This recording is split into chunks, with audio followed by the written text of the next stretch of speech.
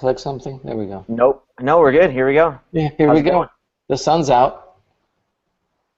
Yeah, yeah, it's been pouring and now it's real nice. Yeah, it's beautiful. So, are we feeling tense today, I hear? Pressures from business life? Yeah, business life pressures, all three of us. Before we went on, we were talking briefly about, I mentioned how I was feeling kind of jittery. So tell me why, though. Um, Like, are you facing some kind of business decision or mental conflict that you're trying to flush out that, you know, It's you're not mostly really sure where it's going to go?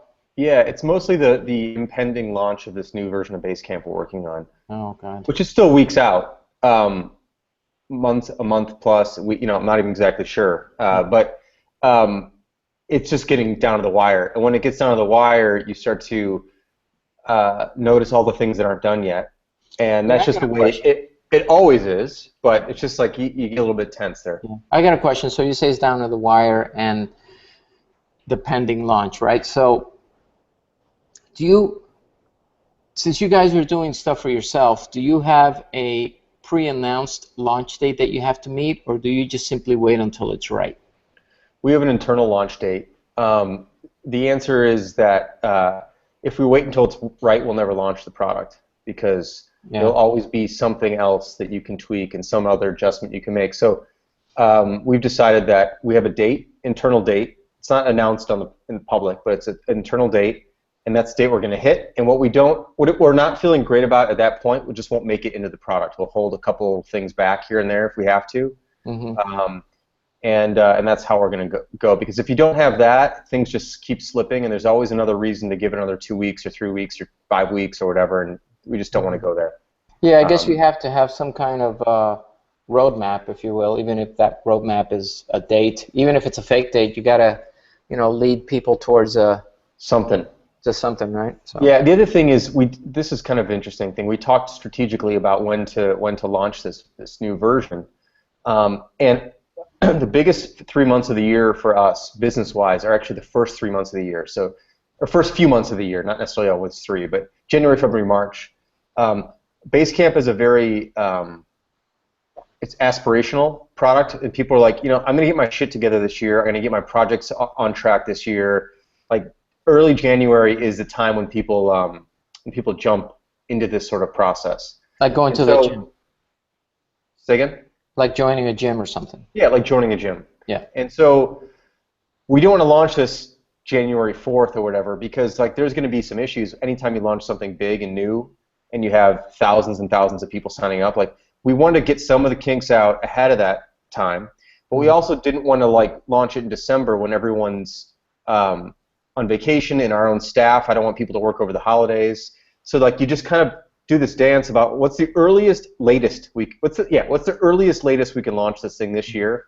That way we're totally confident by the time January rolls around that we're going to have a really, really solid product.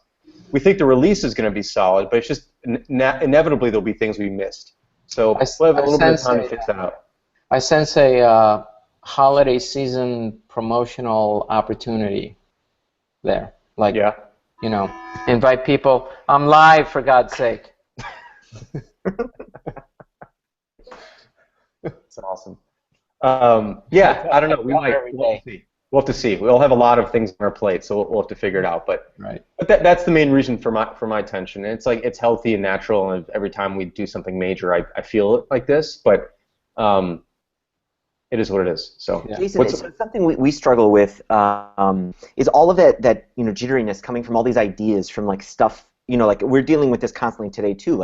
We have all the stuff we want to do, all the stuff we want to improve, and limited resources to kind of get them all done when we want them.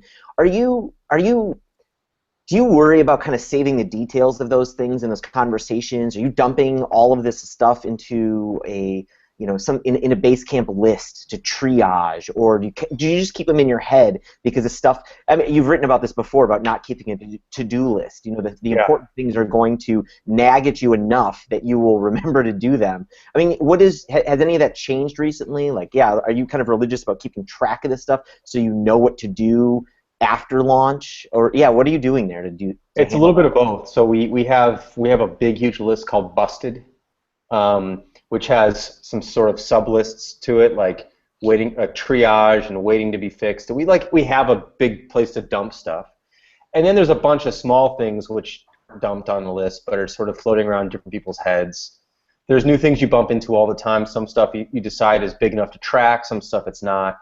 And then what I try to do is not keep post-launch lists, because there'll be a whole new crop of things that pop up post-launch that I don't want to rely on the list we had previous to launch to say these are the important things. There might be things we never thought of that customers are running into that those need priority. So I kind of we make this list and get as much done as we can ahead of launch, and then we sort of just wait and see what happens and then decide what to tackle next. And different teams have different ways of doing this. Nobody can really hold it all in their head.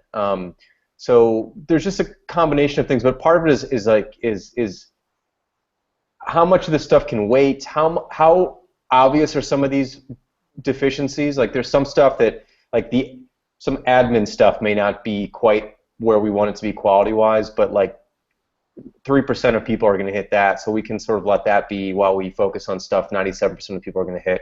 Just kind of a mix, to be honest, total mix. Are you guys fairly unified as to what is working and not working, or what's needed and not needed, or what you need to work on is supposed to not work on, or is it kind of how do you balance that out?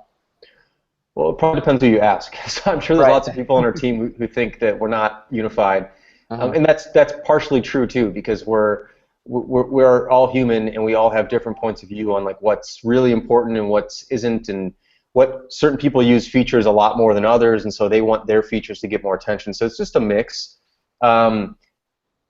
So you just work through it. There's no other way to do it, I think, than just to work through it and make some calls and know that certain things are not going to be the way you want them to be, and that's the way it's always been anytime anything is launched, especially web software, where you can make we're going to launch and the next day we're going to probably deploy 12 more times. We're going to launch day is launch day, but it's not the end of work day. It's really the beginning of work day. And so the next day we'll probably deploy dozens of updates and little things we missed and stuff that we just couldn't get to, and so it's a negotiation, really. Yeah, God, that's so amazing that you're touching on that, because I know we were briefly talking before going on air about why we're all feeling tense, and my thing was a print thing, and of course I don't have the option of changing it after it's done. I have to completely figure it out before it goes to physical form. So.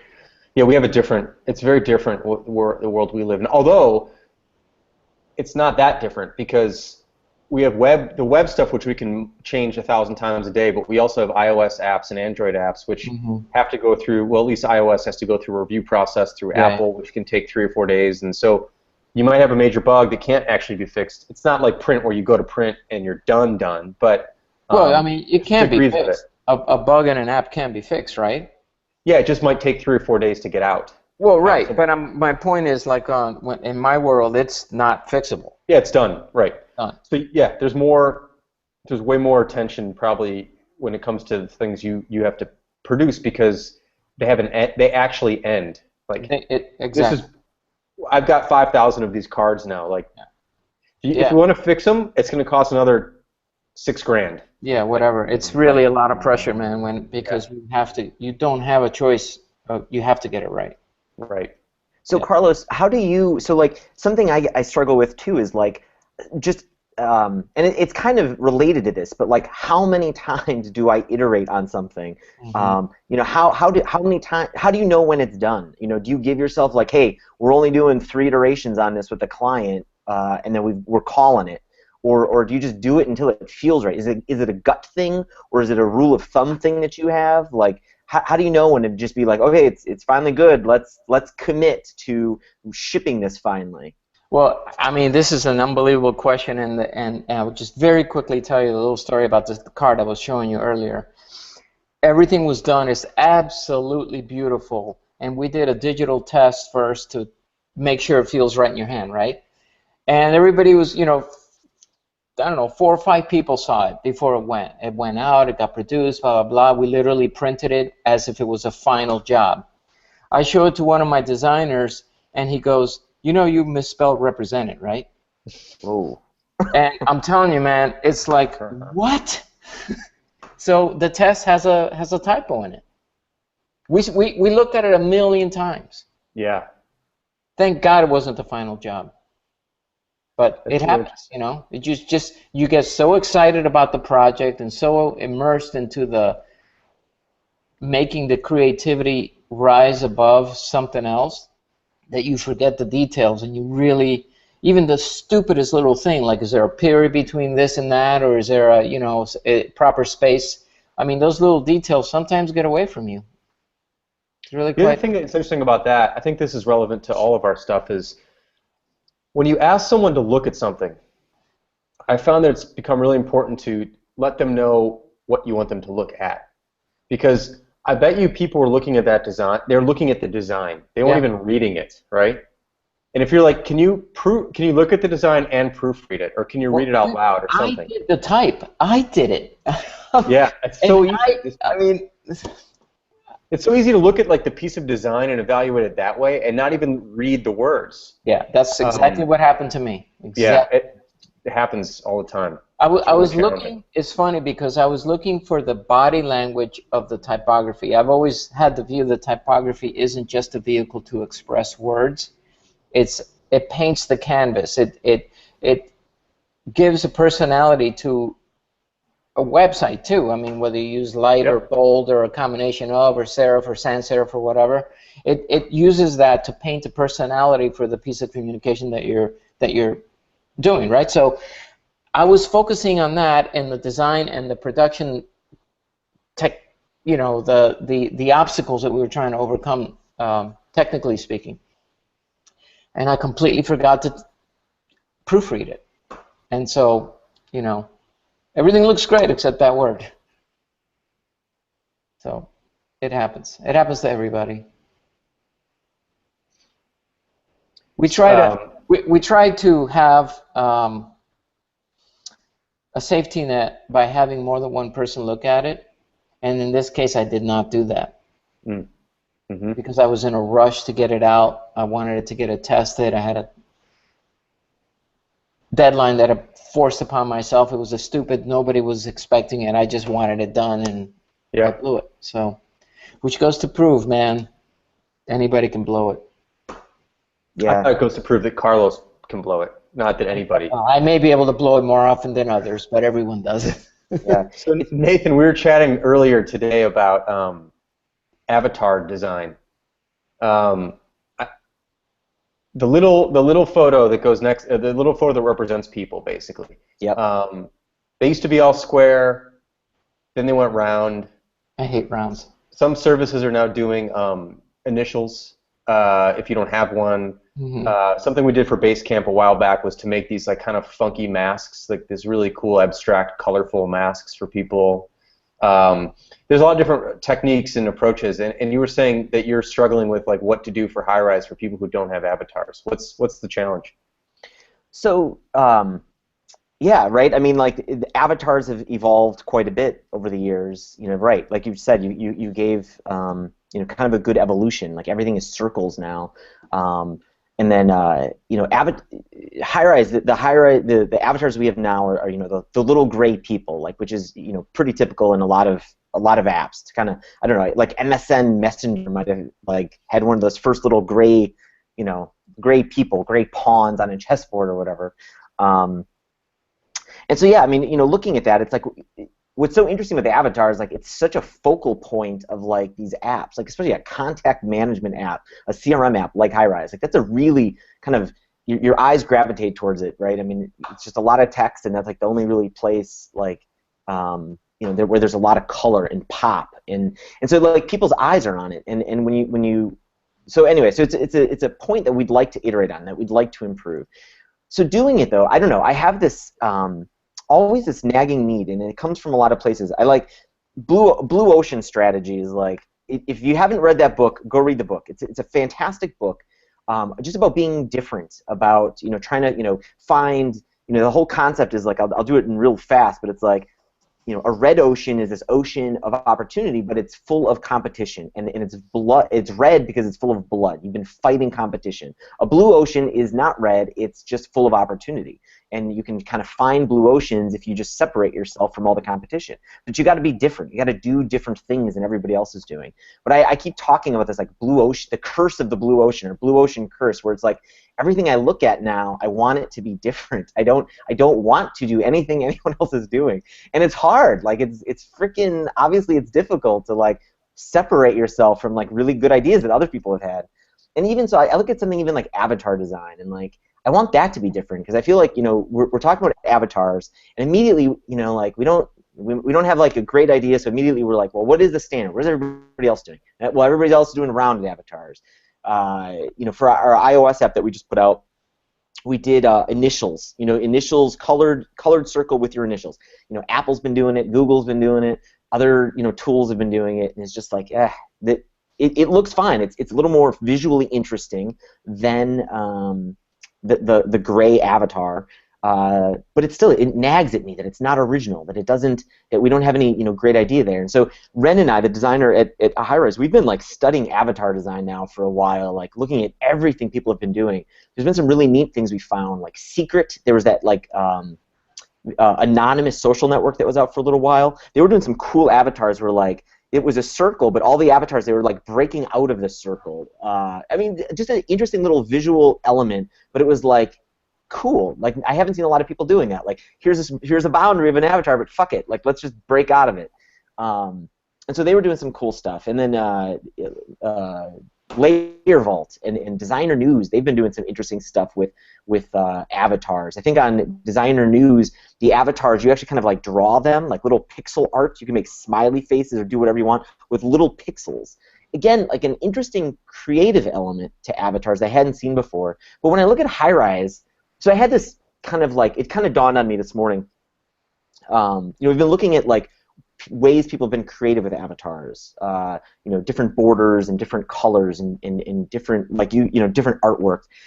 And I don't know. Here's something I do constantly to try and I guess come up with better ideas. I try and look at like what people are doing and not just try and just randomly come up with something innovative, but it's like I try and like if people are being utilitarian, can we do something non-utilitarian? Or if people are focusing on aesthetics, can we become more utilitarian? Can we become more convenient instead of worrying about the aesthetics of this thing? And so I feel like looking at now all of these avatars, like there's been a lot of focus on the aesthetics of the avatar versus like the utility of the avatar. So it really dawned on me like, well, what if we did go down a path of like some information or some sort of job that the avatar can do that isn't just design, or aesthetic design, I should say. And so like that just opened up this like whole train of thought. Ren and I have just been going back and forth all morning about interesting things that we can do now with these avatars to convey information. For example, in a CRM app, like there's a lot of important information, like how often you've talked to this person. Is this person a warm lead or a cold lead? Is this person been a contact of yours for a while? How big is their account with you? So can we use the avatar to convey some of that information so that if you're seeing a note of theirs or an email of theirs, that avatar makes this thing kind of come out, or maybe a different action is going to be taken on this thing. And so I'm not going to give any kind of like final details of what we're kind of considering, but you can imagine like now we're talking about can the shape convey something? Can the transparency of the image convey something? If this thing is more transparent, maybe it's a looser relationship I have with them.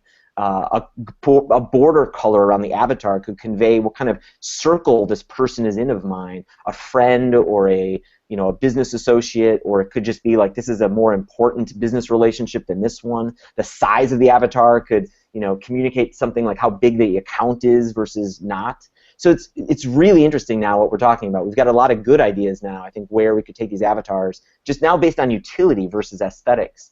So that's kind of where I think we've opened up some interesting things that now we can do with them that we didn't have 2 months ago when we were arguing about what the hell we were going to do with avatars. So tied to that, there's something that we've been thinking about. We actually thought about it way back with HiRise, didn't do it, but there's other things about people that would be useful, like what time is it where they are? So can you show like a sun Or can you show some sort of an indication? Maybe there's a clock over their avatar, like a stick, 2 hands, hour and minute, showing you basically what time it is where they are. I think that would be super helpful, man, because I talked to a lot of people in Europe, and I don't know how. Every time I got to look up what time is it. Totally. So like put a clock over their face, very subtle, white line or whatever. The weather in their location, like I don't know. There's a whole bunch of really interesting things. You can think of a person actually as an icon with information on it. I think there's a lot of really interesting, innovative stuff you can do with that. Mm-hmm. Yep. One of the biggest effects I think most people have in their own avatar is the fact. I mean, I don't know how you guys feel about this, but I find it disruptive when I see a profile picture with more than one person in it. Like in Facebook, for example, or wherever. They're like they put a couple or a bunch of people in, or even a thing. It's like that's not a profile. Profile picture is your profile. Right. Is that a bother you? I mean, I think the difference. I think what Nathan's situation is different in that his contacts. Yeah, but his contacts. He puts the pictures in for the contacts. So one of the other things I think is interesting about avatars, potentially something we've been thinking about with Basecamp, and I'm surprised other tools haven't done this, or maybe they have. I just haven't seen it yet. Is every day ask you to take a picture of yourself, because avatars represent a picture from the past. And I'm sort of curious that we have a remote team. I'm sort of curious what people look like every day. So we actually have in Basecamp actually now you can turn this on or off, but asks you on a recurring basis, what do you look like today? And you can turn it on or off, and people take pictures of themselves, or they take a picture of their dog, or they take a picture of the weather, or they take a picture of something that represents them for the day. So you get to see and get to experience what people look like now, and not like 7 years ago when they made that avatar, which they haven't changed. But your situation is different because you wouldn't be prompting your contacts. But anyway, there's a lot of really cool stuff I think that can be done. I definitely like that clock thing. Yeah, we might do that. I'm gonna maybe do that in Basecamp. I'm really good. There'd have to be like a little indication of AM, PM, and then. Well, the hands could turn black or white. There you go. Some design. Done. I'll send you the invoice later. I love this shit. This is great, though. Here's the thing with that, right? If someone has a light avatar, you have to swap the colors so you don't have white and black. But you could do a blurred. Yeah, there's some really cool stuff you can do. That I'm gonna explore this. I think this is really actually very interesting area of like useful. And I think this is why, by the way, the initials. I know it's kind of becoming common, this idea of the initial avatars. But that's actually the first step in conveying information, because if you see someone's initials, you don't have to look at their name. They go, I know who AC is. I know who that is. Yeah. A gray-faced avatar, generic, doesn't tell you anything about them. So I think that's step one towards that, and then you can do a whole bunch of other interesting things. Yeah, I agree, but I don't think people are using. So in Basecamp, I feel like it makes sense, right? Initials in an avatar, I can just look at the avatar and know Jason left me this comment. But everybody is just fucking cargo culting this shit. It's like these contact management apps. Like I get, there's thousands and thousands of people contacting us in our own Highrise account, and I'm looking at like, their notes or whatever. Those initials, LC, means nothing to me. This is not a user this isn't like someone I'm collaborating with. This is a customer whose name I don't know. So it's like, yeah, and you see this all the time. Like it's weird. Again, this is where like people just cargo cult what they saw, initials in a colored circle. And they lose the ability to like, hey, like really make this useful. Don't they have to participate to create their own avatar, or do you have to do it? I mean, obviously they have the initials because they haven't uploaded an image, right? Right. I mean, I'm just saying in general, people cargo cult this stuff in their apps. But yes, in Highrise, well, it's a mixture. It's users create their own avatars, or it's when we're dealing with contacts, it's you either go with a default or you pick an avatar for someone, or we try and fetch it for you from the internet, from Twitter or wherever. Right. So it's a mixture of three things. But rarely in my context, in the context of someone trying to communicate with a lot of different contacts, is the initials all that useful for us? And understanding that obviously opens up a lot of stuff, which people should be asking more questions about, like what purpose this serves versus just stealing Google or Apple's avatar design. Mm-hmm. Yeah. Well, I agree with Jason. I suspect that they probably went to the default initials uh, in the hopes of doing something at least a little bit more informative than just a blank, silhouette of a head, which Totally. is completely useless. What's kind of interesting about this, we studied the avatar stuff when we did the previous version of Basecamp a lot, and you have to come up with a genderless. If you want a generic one, you have to come up with like this genderless, amorphous human form, which is just doesn't flatter anybody and doesn't seem to like. But that's kind of what people do is they come up with this random thing. That's why it's gray, so it's not black or white. It's right in the middle in this weird form. One thing you could do, of course, is just give people, an option to pick their. You can give them 6 or 7 or 8 or 10 to pick their own. Anyway, but I like you're saying like. This thing should convey information. Right now, the only information it conveys is what is someone's face, and that is information, but it may be only partially useful. And you've got like 64 by 64 pixels or something, right? Like there's room to convey more information in that space, and deciding like what you can do with that is pretty neat. I think there's some really cool innovation there. And especially when there isn't a picture, and especially when there's that default thing, there's like a really lost opportunity if you don't have their face. One of the tricky things too is like cache invalidation and some of that stuff. Like when you're changing avatars all the time that show up everywhere. There's some like interesting technical hurdles there, but yeah. Another interesting thing to add to your cloud concept is maybe have location information, just that picks up like where are you calling from, like if you travel a lot, or if you have several locations in your office or whatever, and you in Washington one day, in New York the other, or whatever, it tells you where you're at, not just the time, but the location spot. I don't know. Yeah. I think it's about like you have a tiny little space, so how much can you right. Well, I mean, share, this I guess might touch also on the subject of reinventing the wheel. Maybe it's okay the way it is. Yeah. Not entirely. I don't know. Yep. Definitely. That's cool. It's an avatar. It's fun to think this stuff through and go deep into it like this. I know. Yeah. It's pretty awesome. Yeah. Well, we got 3 minutes left, and Carlos, this is the last show with you. So it is. Say something interesting, man. What do you got? Gosh, 3 minutes, baby. You can't paint me into a 3-minute corner like that. Come on. Tell me what's behind you. Where are you? Okay. You know what's behind me? Why don't you show us your office, actually? Maybe this should be something we do with guests. Like, take your machine. You have a laptop? Yeah, but I can't. I'm completely wired it up. I mean, I cannot. Got it. Well, here, let me see. What's behind you? What's going on behind you? What's behind me is an old cabinet that came from a church in Chicago from 1908. It was demolished, and the piece was saved. It's a gigantic cabinet. It's a bunch of shelves in it. At the bottom, it's got 3 gigantic drawers. And then that flat files that you see there came from an architectural firm downtown from 1910. It still has the date written in one of the drawers. That was also saved. I believe I got both of them from Architectural Artifacts. What is it about old stuff like that speaks to you? I mean, just like you, even the very desk that I'm sitting in, which I believe you assisted me in getting, I know that you wanted it initially, but it was too damn... in my house. It wouldn't fit through the door, so I bought it from you.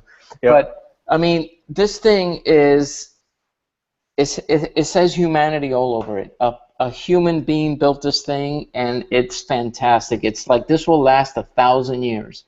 Mm-hmm. And it's absolutely stunning. It's made out of solid wood. It's beautiful. It just speaks, like I did it.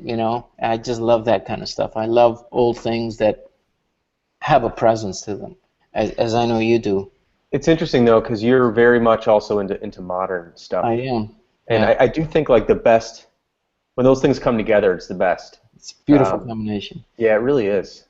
I mean, I think modern has a lot to learn from classic. Because, I mean, even Nathan said a little while earlier, touched on, it's difficult to do something new. Because, I mean, everything's been done. We're just trying to figure out new ways of doing old things, right? Yep. But I mean, I know, like, for example, we're both fans of watches, And some of these old watches that are like 100 years old are stunningly beautiful and work. I mean, will the Apple Watch be working in 2 years? I don't think so. Right. It's like the iPhone 1. Try using it. Speaking of that, I have one. I have an original iPhone in the pack. I'm going to go get it. Hang on. Go. I have them too. Okay, well, I'm going to go get something too because I... Do it. This thing right here. Okay, hold on. Look at this. I have the original iPhone still in the shrink wrap. I bought 2 of them on the first day. And Carlos and I actually... Carlos, we were, me and Ernest, I think, were at the... Or no, was it David? I forget. It was you, me... And it was just David, you and me. No, it was just you and me. I was with David too, I think. Anyway, we waited in line. We waited in line at Old Orchard, and I still have this one. All right, you want the original iPhone? Yeah, Newton 120. What is that? This is the Newton, the 120. But before this, and unavailable in the U.S., was this puppy, the eMate. The eMate. That thing is so ridiculous. Look at that. Which was the Newton. It's so awesome. It's cool that you kept those things. That's pretty awesome. And I have the QuickTake camera, the first digital camera by Apple. Yeah. That's pretty awesome. Ridiculous. Yeah. So anyway, we're a minute over, but it's your last day. So tell me about it. Why do you have that? Is it just an object? Is it a reminder? Yeah, obviously I don't use it, and it doesn't even power up. But I have almost every Apple product that I've ever owned. I just keep them. I don't know why. I have every little wire, every little thing. I just feel like it's kind of almost like a time capsule of my design career. I really do credit Apple and the technology they brought to the table for at least part of my success. It definitely opened windows and doors for me that I wouldn't have had otherwise. So yep. I find it close to me. Yep. So, you have a few yourself, don't you?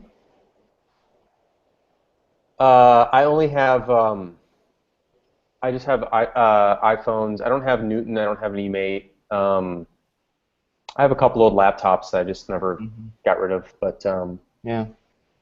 Yeah, they're also just neat objects. I like objects, so it's just a neat. Speaking of, I have an Apple Air that completely burnt up. I mean, literally fried itself, and I can't throw it out because it just looks good on the shelf. It's just sitting there like it doesn't work.